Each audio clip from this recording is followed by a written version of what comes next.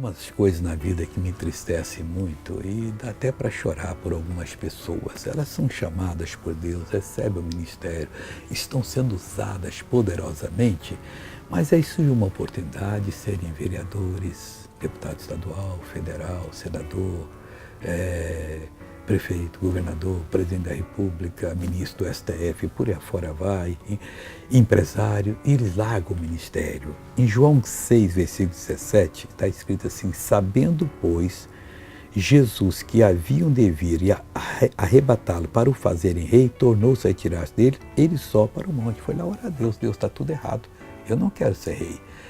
Não é ser vereador, mas tem gente que deixa o ministério. Eu não concordo.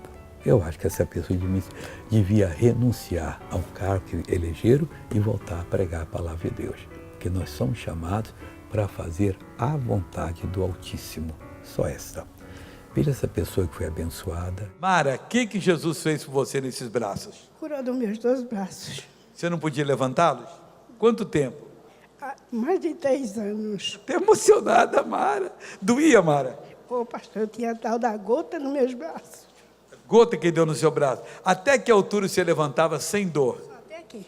Só aí. Só. Agora, Mara. Vai, filha de Deus. Eu vou orar com você agora. Pai, eu estou unindo a minha fé com a fé dessa pessoa que está orando.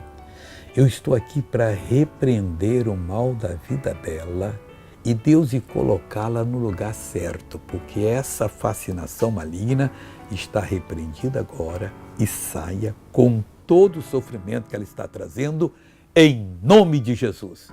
Ouça a Deus.